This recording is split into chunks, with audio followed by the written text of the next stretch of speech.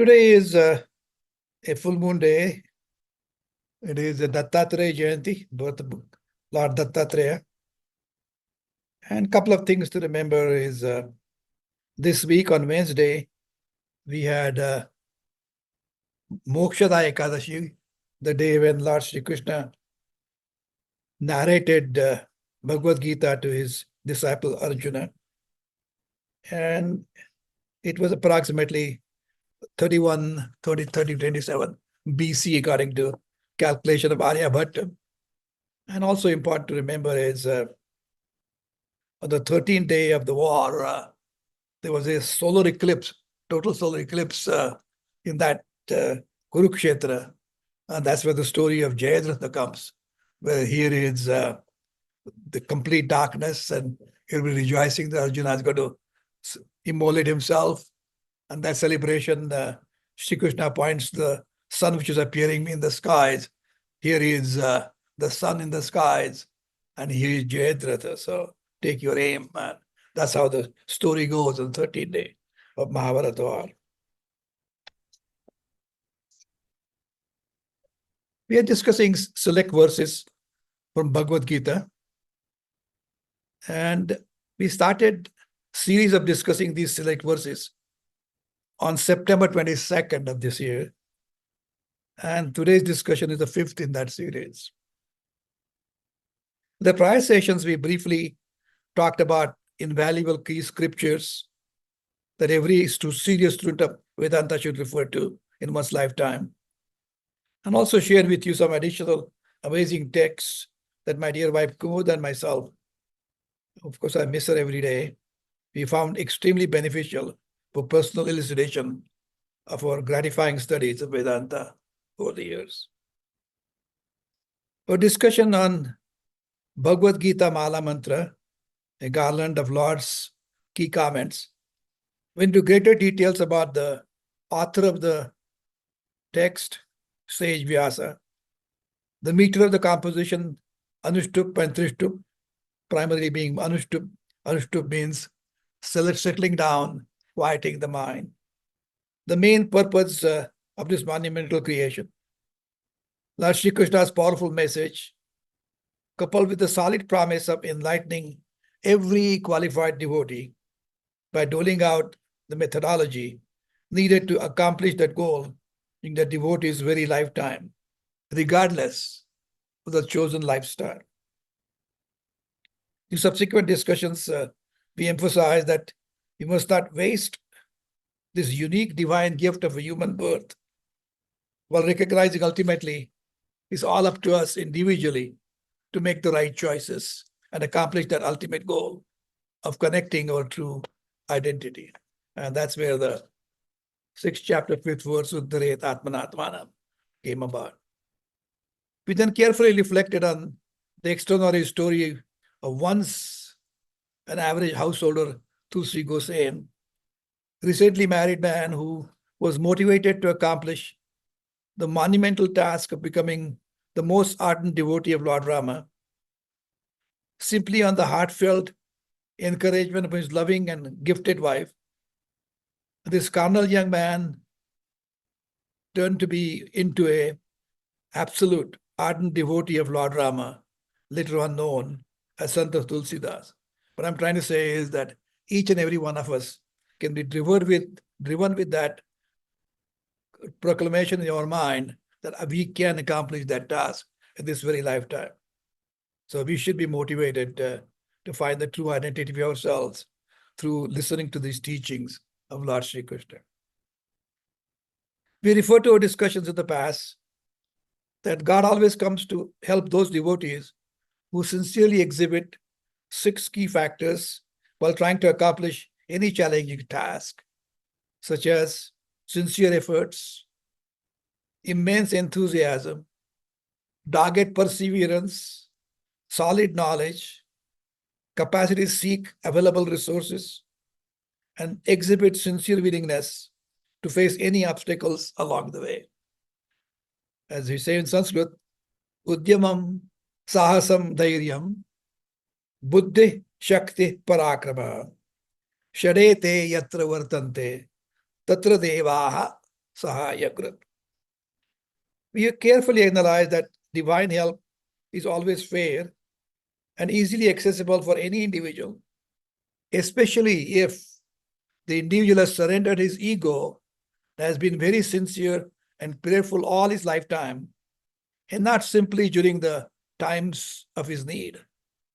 Then the help pours onto each one of us from known and unknown individuals, from the usual or totally unexpected sources, extending the helping hand for that dedicated and driven devotee.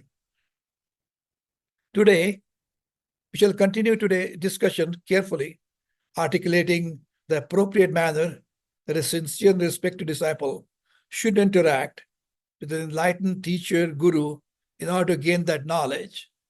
We also will come to understand the reason why Lord Sri Krishna unfolded this very type of methodology for the greatest archer of his time, Arjuna, during this discussion. Interestingly, that very methodology is perfect for each and every one of us in this audience to reach the state of enlightenment, because all are sannyasis. As a matter of fact, the second chapter of Gita is like a typical abstract of a scientific paper, wherein the entire highlights of the teachings are summarized in 72 verses. And as you remember, this was a response to Arjuna, who was dejected and sat down in the chariot saying, I'm not going to fight anymore. But Sri Krishna, to his question, answered everything that he needed to answer in the next few verses. And in that haze of his depression, Arjuna heard a few verses towards the end of the second chapter. Lord Sri Krishna concluded by saying that a person from whom all selfish desires are gone, who is free from attachment, gains tranquility.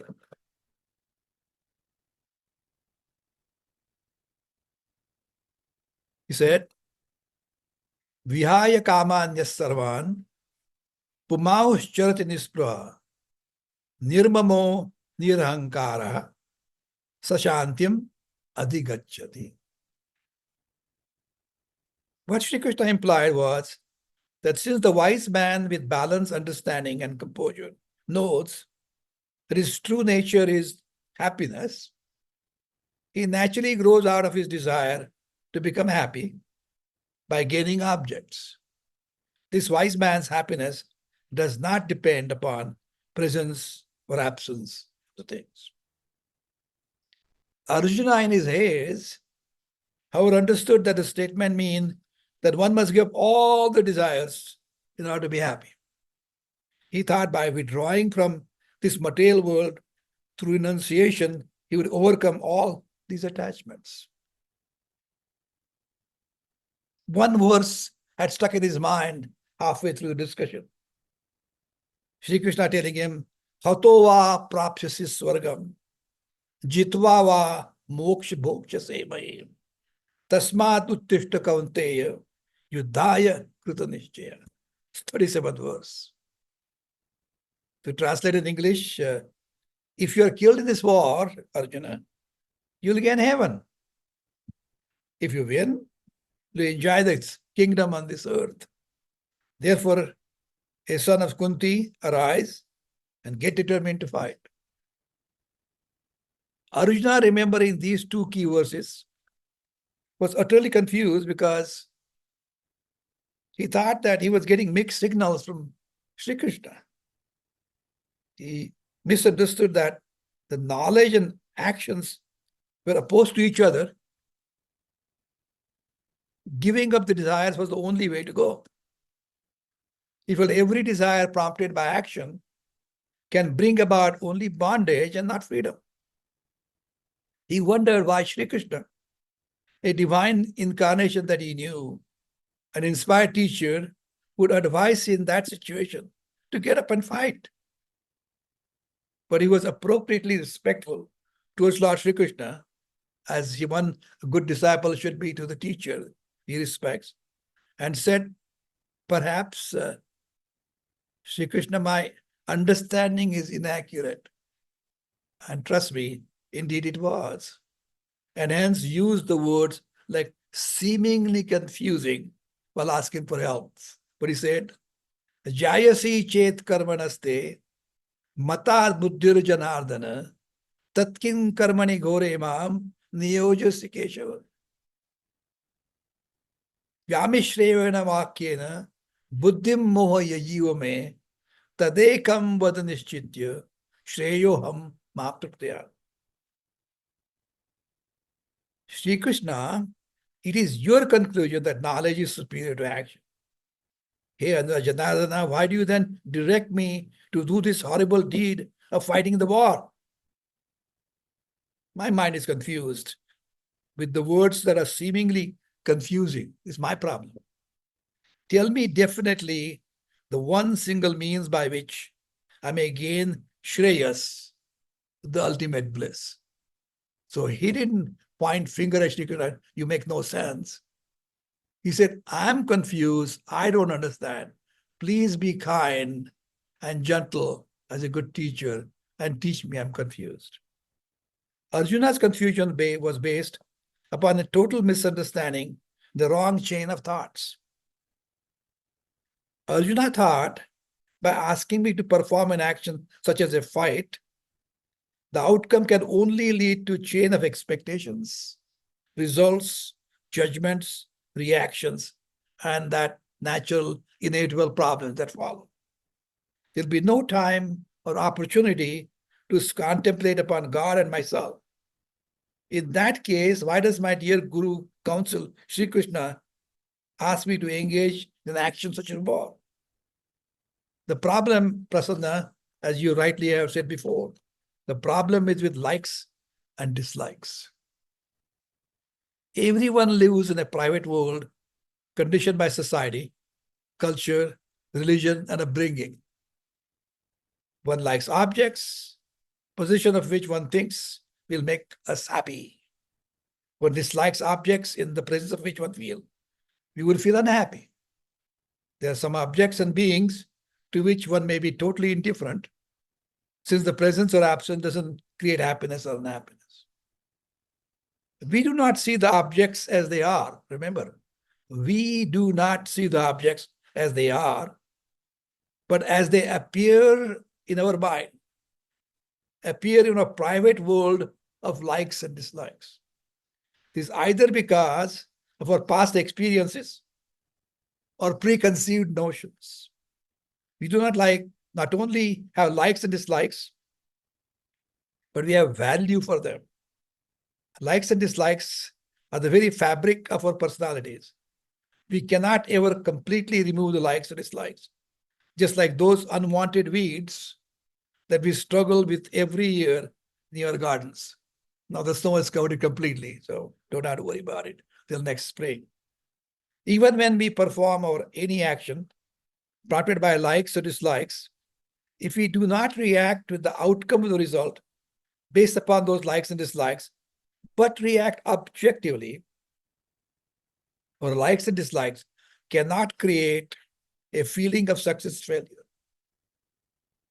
By accepting that outcome as the grace from God, we can maintain a balance of mind. Only things that we have to in our hands, our own efforts, the time that we put in, and perseverance. This all depends on the divine grace. But we have his prayatna, kala, daiva is in the God's hand. Likes and dislikes are indeed major obstacles for gaining the knowledge. When the teacher says, each one of us here sitting is Satchidananda, that means ever-existing awareness with limitless happiness, one may accept it for the time being because one respects the teacher, maybe. However, when the discourse is over, one cannot really own up to the teaching that one indeed is a limitless happiness and the likes and dislikes have to be neutralized. Arjuna is not afraid to go to war, as a matter of fact. He's very confident that he will win it. He is concerned only because he was compassionate. Because the ultimate outcome at the end of the war that he will win would cause the death of so many people. Many of them are friends, family members, and some of the teachers that he loved and revered, like teachers like Bhishmacharya, and Dronacharya. Lord Sri Krishna, the brilliant teacher as he was, incarnate, understood the confusion of Arjuna's mind and started explaining that in details what he had summarized beautifully and succinctly earlier. He was like Dr. Sri Krishna prescribing a medicine for Arjuna, a patient under his care. So he had to order the specific medication based upon his lifestyle. So what he said, Lokesmin dvida vishta nishta pura prokta mayanaga jnana yogena sankhyana karma yogena yogina. In this world, a twofold path was taught by me at first.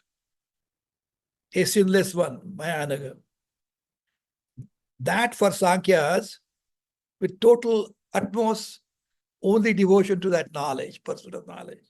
And that of yogis, like you, samsaris, householders, through devotion to action. The pursuit of knowledge was appropriate for the contemplative individuals through renunciation. However, for active ones like us, those who are householders like us, performance of actions assigned by the stage of life and the chosen profession, with right attitude, was the correct way to gain the knowledge, one's true identity. By following the path of Karma Yoga, the mind is made ready to gain that wisdom. In reality, not only the moment does anyone exist without performing any action, regardless if one is renunciate or householder. Shri Krishna says in the 5th verse, 3rd chapter, Nai kaschit kshanamapi jatutishtati akarma krut. Karma Yoga is mastering a healthy attitude towards action, by overcoming the likes and dislikes, by looking at the things objectively through graceful acceptance of any outcome. After having given one's best and performing every action in the spirit of service to Lord, then the person prepares himself to gain that ultimate wisdom through the enlightened Guru. And then, when the knowledge is gained, assimilated, and experienced, one can indeed become Jivan Mukta, an enlightened, living, immortal. You see, Sri Krishna beautifully described Karmanyevadhikaraste ma phaleshu kadachana ma karma phalahe turbu mate sangotsa karmani. You have choice only over to your action. Karmani eva te adhikara, but not over the results at any time. Ma kadachana phaleshu. Do not take yourself to be the authors of the results of that. Ma bhu karma phala hetu, or remain attached to an action. Mastu te sangha akarmani. On the last line of this verse, mastu te sangha karmani, don't be lazy. Last line is the only one that's advice given to us. Don't be lazy, be acting, be action. The earlier 3 statements, including definitive statements for us to listen, understand, and accept. He's not asking any advice. He's not asking us to make no decision.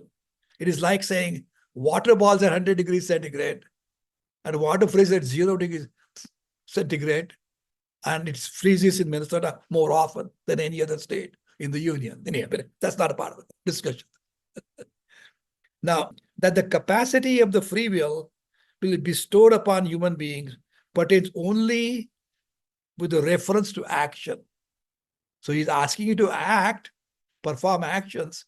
Your choices decide to do as a sannyasi or do as a samsari. That makes us karmadhikari. adhikari, that means masters, of deciding what karma to do. But that is not all. Human beings are not, capital not, the authors of the outcomes of those actions performed through those personal choices. There are two defining statements related to Karma Yoga and Gita, and Prasanna has discussed a couple of times in the past. I'll emphasize it today. Those are Samatvam Yoga Uchyate. Sameness of mind is yoga. Yoga Karmasu Kaushalam.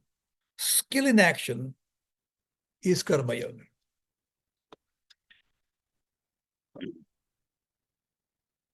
Shri Krishna said, second chapter, because second chapter, as I mentioned, one day I'll have a chance to review second chapter from A to Z, first to 37. Everything is there in that second chapter. He could have stopped at that end, but he had to answer because Arjuna was confused and started the third chapter.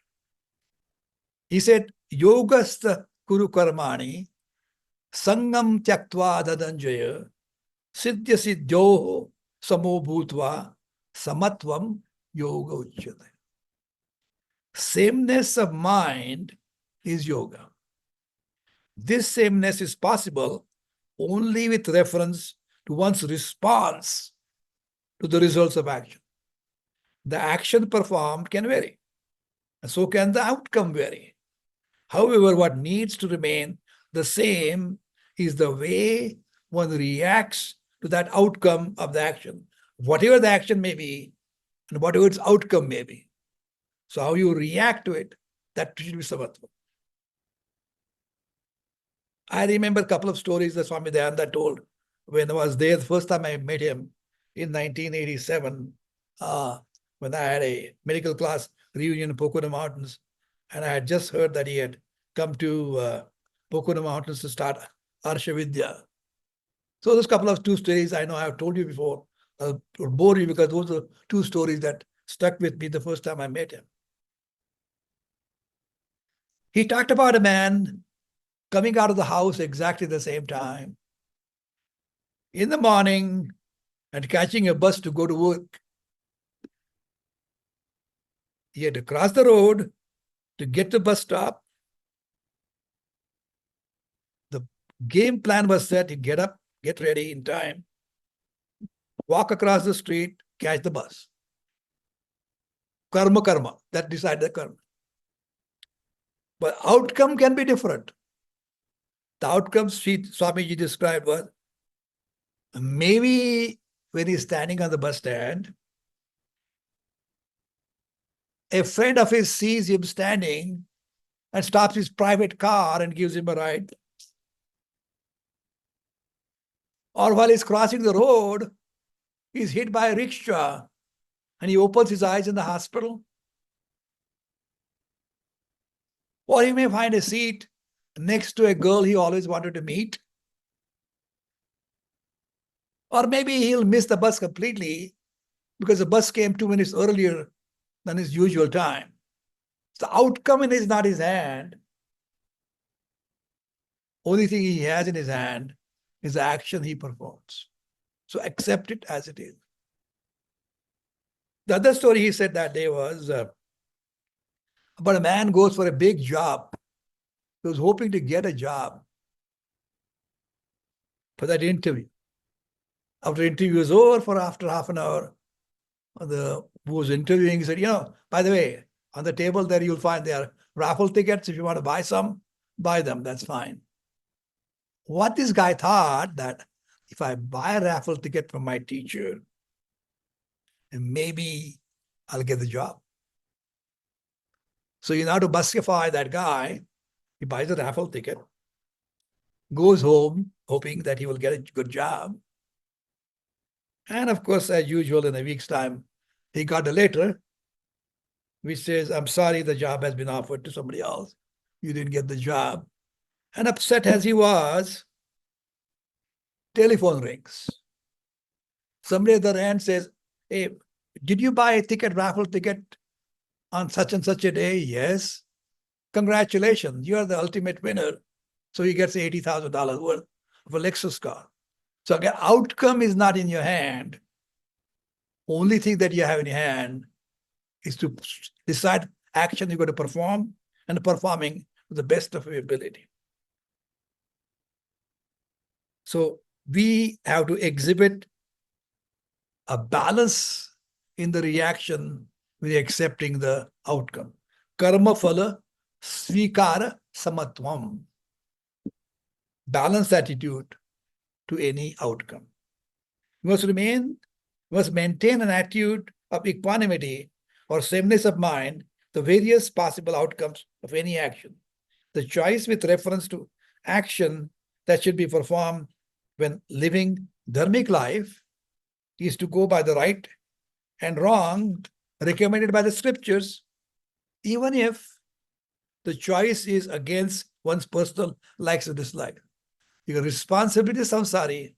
You have to make sure you take care of your family, make sure you support the social organizations, make sure the old elderly are taken care of, like me, and take care of youngsters and elderly. Samsari is a responsible job of this in the society.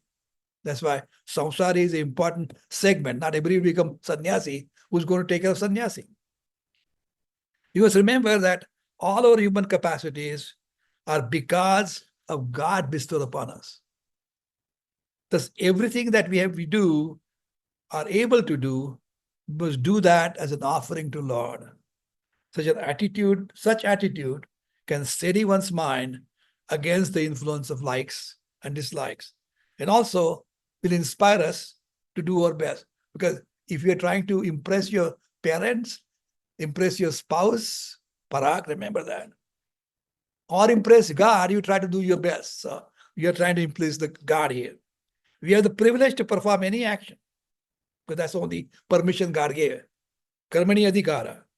We should perform the action by taking as much time as may be required, but put forth the best efforts with intense concentration. These are the only things that we have in our control. Prayatna and kala. We don't have any control of outcome, which is based upon additional unknown factor, based upon the divine grace I mentioned. As a matter of fact, in the summary chapter 18th, adhishthanam tatakarta, karanam cha pratikvidam, vividascha pratak cheshta, daivam chaivatra panchamam. The 5 factors of any action that take place in the body, the performam, karta, the various senses, karanam, different endeavors, pratakvidam, and finally the 5th one is pratak cheshta, pravidascha, pratak cheshta. Unknown factor is daivam cha eva atra pancham. Karma yoga can be accomplished with such evenness only when one accepts the evenness and presence of Ishvara. You cannot accept that, cannot do that unless you accept the presence of Ishvara. Once we accept that, the results of one's action are not in our control, but instead taken care of law of karma, the author of which is nobody but Ishvara. Bhagwan has special quality. What are those qualities?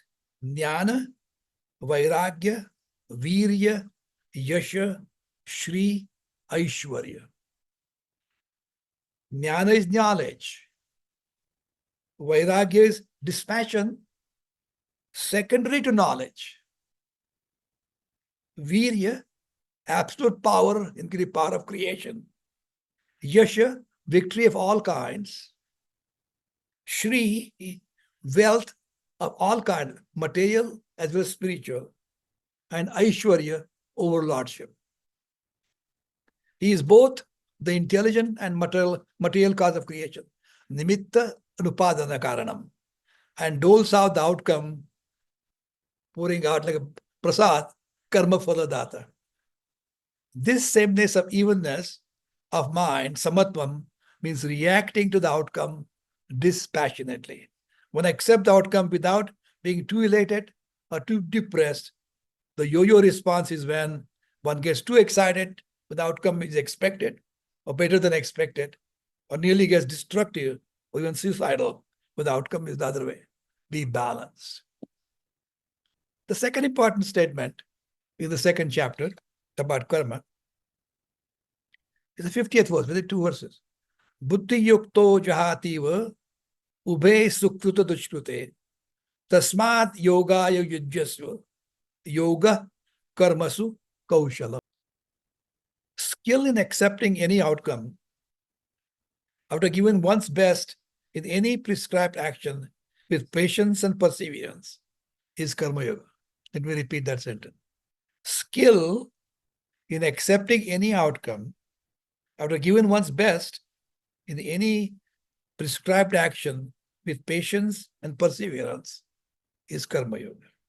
Merely performing an action or performing with any kind of special skills cannot be considered accurate meaning of karma yoga. If that was the case, even a bad action done skillfully would have been accepted as karma yoga. Breaking into a bank perfectly, stealing all the money, would not install karma yoga. The correct understanding this skill is the performance of action with the attitude that all results are shaped by the laws of Lord, laws made by God. They come from God and are gladly accepted also for that very reason. By cultivating such an attitude, one no longer suffers sorrow and regret that might arise with the result of the action fall short of one's expectations. Neither the action nor the results create any bondage. Instead, it's reaction of the mind to the outcome that causes bondage. To be from such bondage of feeling limited or sorrowful, one must understand that having chosen an action, one should accept that result which comes as a form of prasad. Then only one has an attitude of a true karma yogi. The outcome depends on so many different things that we do not quite fully understand. Well, for me, here goes another story. There are two close friends. One was a devoted person who would stop at every sacred place of worship, such as a temple, to pray.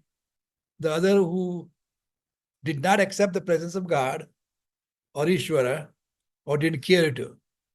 He felt that all his accomplishments were simply due to his smarts and hard work. There are quite a few of them I know around in my circle. One who always stopped to pray was one day stung by a scorpion while coming out of the temple. Whereas the other one who never prayed kept walking while his friend was inside the temple and found a silver dollar. When they met down the road that day, these two friends were utterly confused with such outcomes. They went on to consult a respected, wise individual in the community and asked for his clarification. After hearing their story and looking at the horoscopes, he explained it was the result of their individual actions during their present life. The young man who was stung by a scorpion had a mrityu yoga that day in his horoscope, but was prevented from the death for his utmost devotion to God. Whereas the young man who found the silver dollar on the road was entitled to a much larger treasure trove that day, but did not. So what I'm trying to say is, we've been come down this earth in this human form with certain game plan in our lifestyle. But that does not mean that you cannot overcome some of the challenges. And that depends upon our actions in this particular life. That's the very reason that we are born. What I mean is, with all the karmas that we have created, those who have matured, that particular arrow is taken from the quiver of all karmas inside. And that is applied to the bow. And that arrow, where it lands, that is where the birth takes place. And that arrow is supposed to fulfill certain karmas. But that does not mean that it will exactly the same way. But our actions in this life does have influence on those karmas that which we came. So basically, prasada buddhi, graceful acceptance, is prasada buddhi. Every outcome must be accepted exactly in the same spirit when we received prasada, such as some sweets or fruit offered to devotees after the worship. Typically, if we already have finished our lunch and somebody, kind friend, comes and offers some more sweets, we thankfully decline those. However, somebody else shows up the same group. He said, I just came back from the temple, and after doing a puja, this prasad I got there, could you have like some? You never say no. You accept it because it is a prasada. So whatever the outcome comes, if you take in that particular spirit of prasada, you'll be joyfully accepting it. Prasada in Sanskrit means absence of sorrow. Once a situation accepted as prasada, or mind enjoys prasannata. Prasanna, remember that. Prasannata, cheerfulness. This cheerfulness is a blessing because when it is present, our likes and dislikes are no longer capable of creating any reaction to our minds. When one obtains a result which is not what one expected, but its success or failure doesn't matter, those likes and dislikes are neutralized, and one accepts that outcome as prasada. The reverent attitude that one shows towards prasada is prasada buddhi. A graceful acceptance, whatever outcome comes to you, after giving your best result, because you're serving God. When you go to the grocery store, you typically pick apples without the slightest blemish when you buy lunts and barleys. However, when an apple is offered as prasada in the temple with a little blemish on one side, we don't throw it away. We take home, wash it properly, take that portion out, but enjoy it because that's a prasada.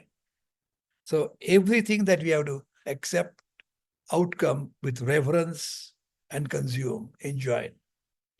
We typically perform any actions performed by our desire. However, we need to learn to appreciate the fact that the result from the action comes from the Lord. That is, it is shaped according to God's, his or her wishes. Remember, I'm not saying his or her. God is both. Actually, the energy, Shakti, is feminine. And thus the result is indeed prasada from God. Success and failure are only relative. It depends on one's expectations. Give me an example. If a businessman expects a profit of 40% at the end of the year, well, other businessman expects only 15%. And the actual profit came out at the end of the year was 25%. The first one was complaining, I didn't get as much, but the other one was elated. So it is a matter of how you consider success failure. Depends on one's expectations. For me, the expectation is whatever God gives me, that is expectation. My job is to do the action to the best of my ability as my service to God, because all the things that I use to complete that work is also God's blessing to me. Offering every action to Lord, Ishvara Arpana Buddhi. Yet another attitude by which you can diffuse the efforts of the likes and dislikes. This attitude is based upon appreciation of Lord, not just for the results of actions again, but even before you begin an action. Bhagwan Shri Krishna does not discuss Ishvara in the second chapter, but it goes a little bit in third chapter. In the 18th chapter again, just like second, 18th also is summary. Shri Krishna spells the path of enlightenment crisply in the 46th verse. He says, Yatah pravrittir bhutanam yena sarvamidam tatat swakarmana tamabhyarcham siddhim vindati manava. Let me spell Sanskrit word. The one from whom all beings have come into being Yataha bhutanam pravrutti, the one from whom all beings have come into being, by whom all this is pervaded, yena sarvam idam tatam, worshipping him by performing austerities, swakarmana abhyarcham, the man attains spiritual success. Manavaha siddhim bhavati. The Lord is both the intelligent and material cause of creation. Laws created by him are only sensed by us as human beings. The laws of dharma are also known by us the same way. We know in our hearts what is right and wrong. Thus, dharma becomes Ishvara. We worship Lord and become true devotee by doing what is to be done. We can be ethical and moral, but only when we recognize this is a divine creation and perform ethical actions as a service to that God who created us and recognize that God as karma phala data, one who doles out the outcome, and we must exhibit evenness in that acceptance. Karma phala svikara samatvam. Acceptance with gratitude, with whatever outcome, with evenness of mind as devotees who are the karma yogis. The effects of karma yoga is by performing all actions and offering, one develops a non-reactive mind capable of learning. Experience is the best teacher, but only if one assimilates the experience without reaction. Reacting mind cannot learn, for it is in despair, frustration, helplessness, is unable to see the things. Action is creative and human. Reactions such as anger, jealousy, etc., are mechanical. We do not become angry or hateful or jealous by choice. Those reactions occur automatically and preclude us from learning from those experiences. By recognizing that the laws that produce the results of action are not partial to one and cruel to another, we can deal with such spontaneous reaction from occurring in the future. Only such a non-reacting mind is capable of learning and getting the knowledge that is essential to understand individual's true nature, which is none different than Brahman or Satchidananda. The difference between Karma Yoga and Sankhya is moksha or liberation can be achieved by two different lifestyles, as I was summarizing so far. Shri Krishna said in the third chapter, third verse, by renunciation of action, by becoming sannyasi. For performing actions with an attitude of dispassion, Karma Yoga, by remaining samsari. There are distinct differences between karma and Karma Yoga. Difference of karma and Karma Yoga.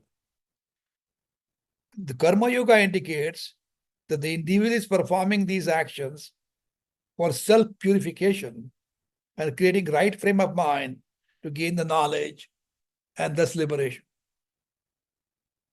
Karma Yoga can be accomplished by performing actions as an offering to God in the form of devotee by bringing the body and the mind together through various means that you use, by deep meditation, whatever activities you do, careful thinking, but you have to bring yoga, yuja, getting together. Ignorance is the root cause of false pursuit and ultimately leads to the sense of inadequacy and sorrow. Typically, devotees like to perform various rituals to accomplish some material goals such as wealth, Satyanarayan Puja karenge, promotions, progeny, Putra Kameshtu Yajna, suitable match for wedding, or even getting heaven. To think that one can reach heaven and overcome all human problems once and for all is all delusion. Because kshine punye bhartya lokam vishanti. As soon as good karmas are done, punya, good merits, as I use them up, you come back to Bhakti Yoga. Only the knowledge of Atman, the soul, one's true nature or self, can one accomplish that goal and remove that ignorance. The study of the scriptures without the proper preparation of the mind through Karma Yoga for an individual who has chosen to be sansari or householder does not allow any individual to gain that critical knowledge of true identity or Atman. The same requirement exists for the renunciate as well. Both the lifestyles, either a samsari or sannyasi, demand proper preparation of mind, accomplishing knowledge of one's true nature. So karma yoga is preparation of mind. That is not getting enlightenment. It is basically getting ready to receive. God's grace comes finally through the opportunity to study the scriptures under the guidance of Guru, enlightened to the tradition of enlightened teachers. Such a Guru is always encouraging and guiding his disciples and also observing their progress. He brings out the best from his disciples and helps the disciple overcome the shortcomings. Once a Guru observes that his disciple has mastered the wisdom from scriptures, has made that knowledge as an integral part of his daily activities, Guru is pleased. That means he has understood Shastra, not theoretically, but practically, because he's putting them into the action. Then Guru is pleased and blesses the disciple, Shastra Anugraha. I'm happy that you understood the message in Shastras or scriptures. I'm very proud of you. Blesses you. That is pleasing to the teacher, so he blesses on and gives you the Guru Anugraha. And since he comes from the tradition of enlightened teachers, starting from Sadashiva at the beginning, Sadashiva Samarabhyam, Shankaracharya Madhyamam, Asmat Acharya Paryantam, Vande Guru Paramparam.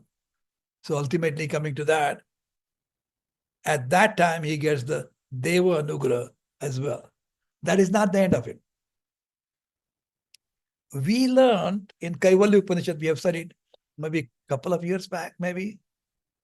In the third verse, the Atman glows deep down in the cave of one's heart, but cannot be reached through any specific physical activities, like having children, through accumulation of large amounts of wealth, but can only be reached through detachment that comes about by gaining knowledge of one's true identity. Dr. Sane, remind me of that verse. I know, I heard it before, but I've forgotten it. That verse goes like this. Na karmana, na prajaya dhanena, tyagena eke, amrutatvam anashu. Pare nakam nihitam guhayam, vibrajate yadyatayo vishanti. Lord,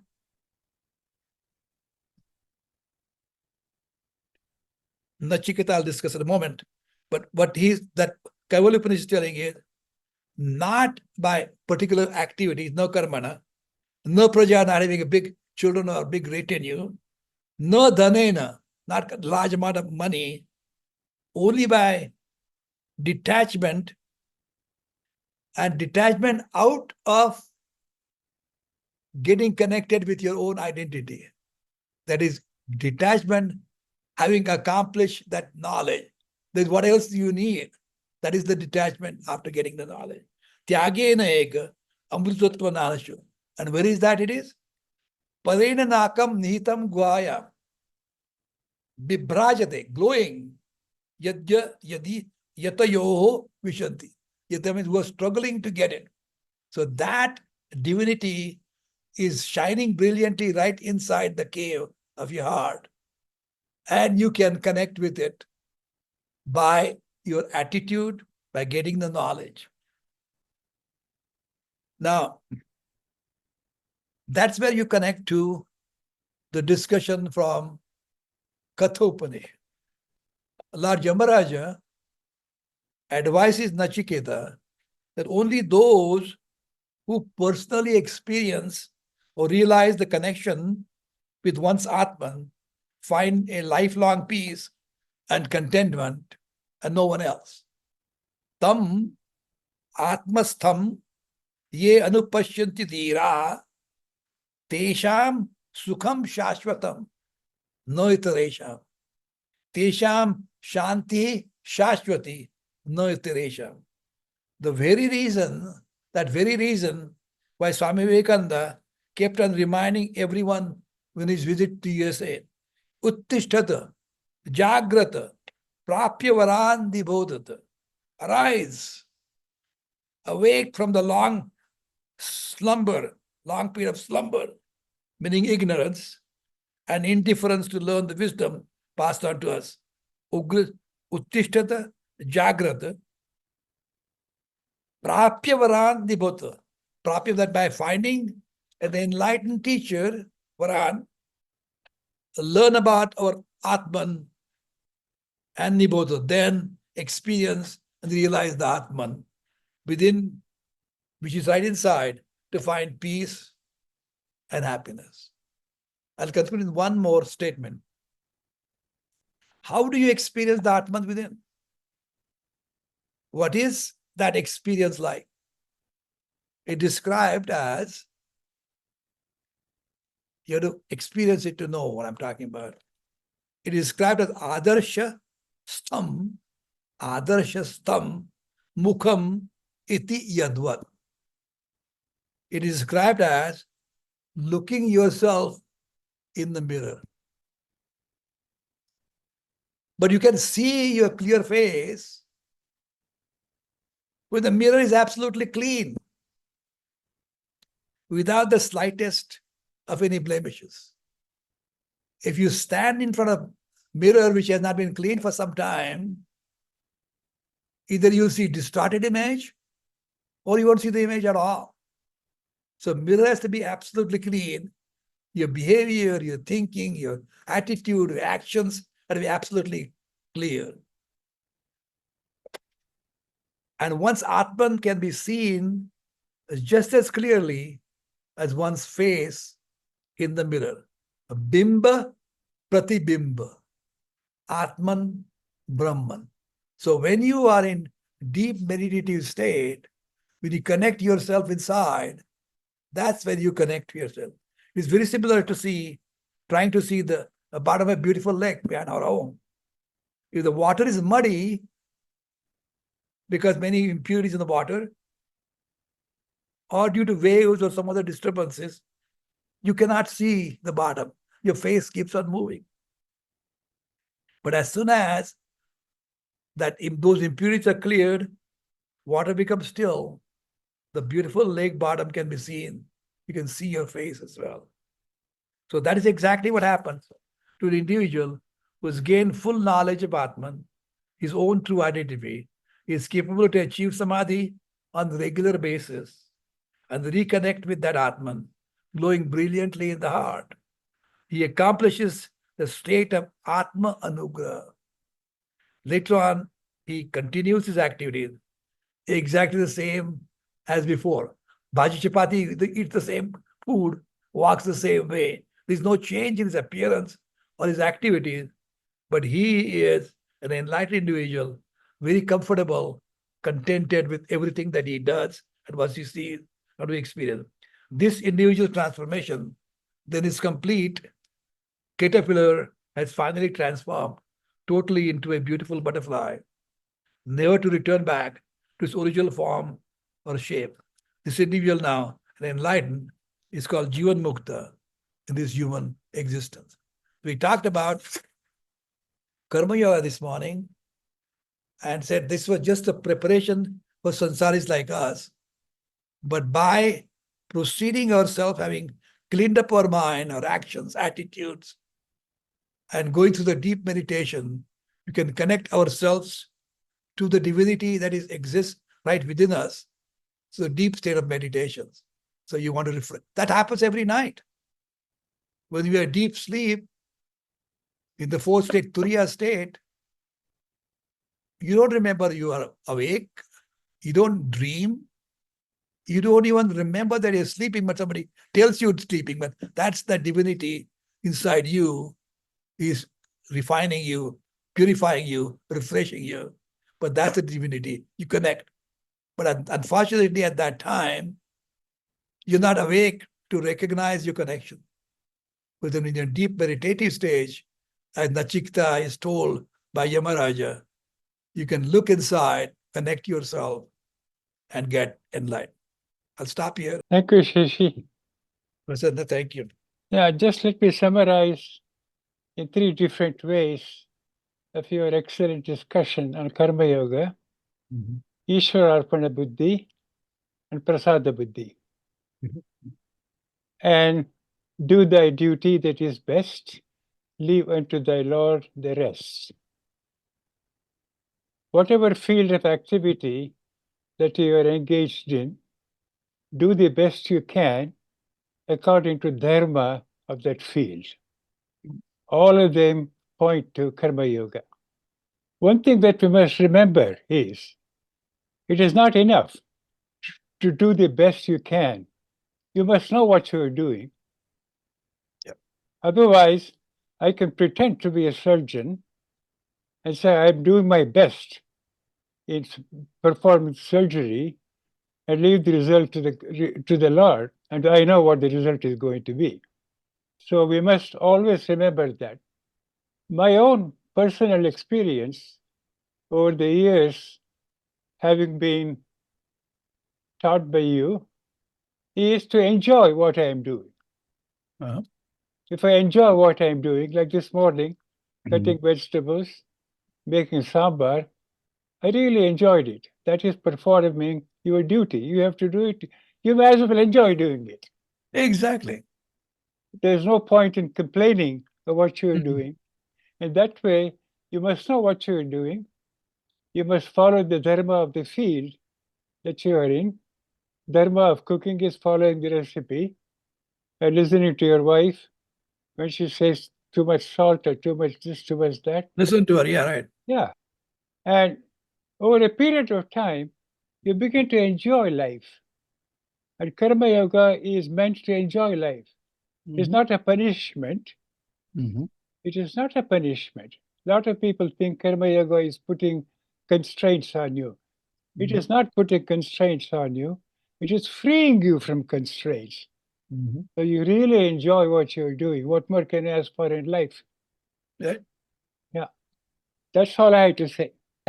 Yeah, so this question has followed me quite a long time, and I still struggle with it. And you have mentioned that word Jivan Mukta at the very end, and so if somebody is Jivan Mukta, basically that person has established himself or herself in that ultimate 24/7 while being in the body. So what is the incentive? Being in the body is still a little bit of a burden. Maybe it is not at all. Maybe I kind of take the example of Bhagavan Krishna lifting a Govardhan Parvat with one little pinky finger. Probably that's what it probably feels like to a Jivan Mukta. But why even bother to keep that? Why not just leave it? Is it one incentive could be to just help the rest of the world as much as they can while being in the body, but why even keep that? Why can't you do a karma chaya very fast? The body has a karma that was from the past, but why can't you do that? So that always has followed me. So if you could put some light on it. Sure.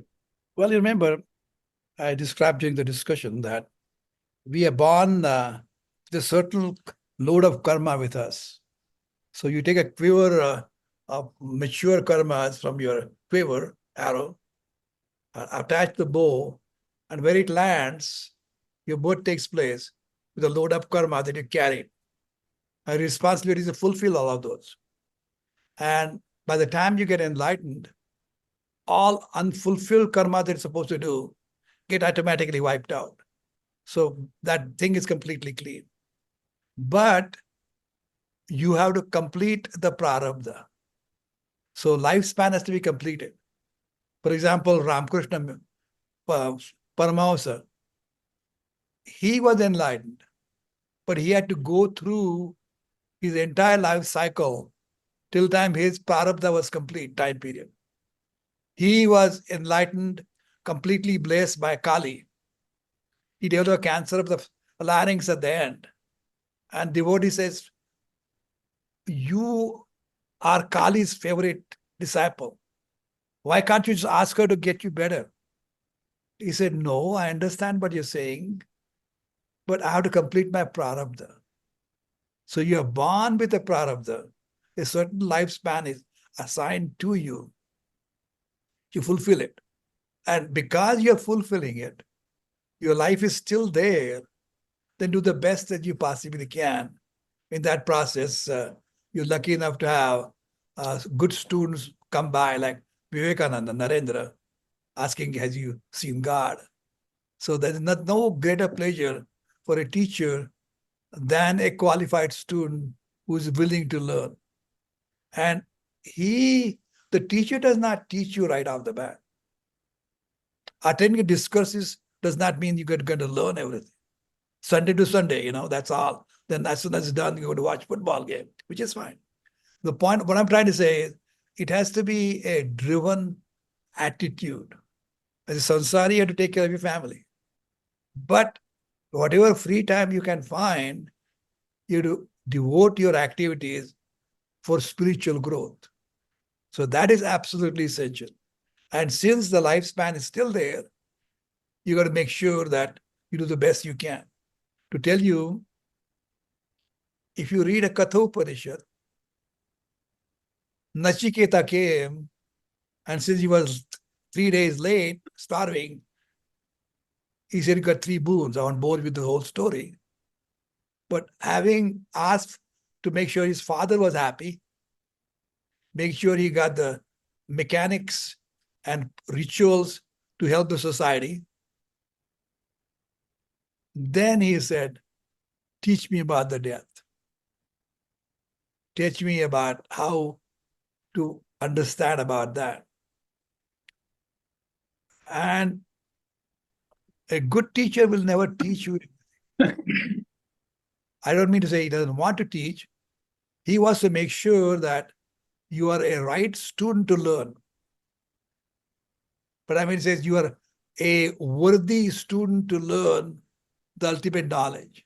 He offered him so many different temptations to see if he was enticed by those attractive things in life. Then once you recognize that he is not interested in anything else, he's a well-prepared student. His foundation is solid. His mirror is absolutely clean.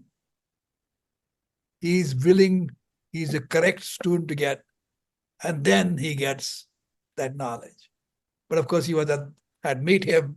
So you don't get overnight. You have to work hard at it, and to be dedicated. You have to show the willingness to learn, and not only just attitude and willingness, but in your actions, how serious you are. And the person who is enlightened still has to continue because he has to complete this path.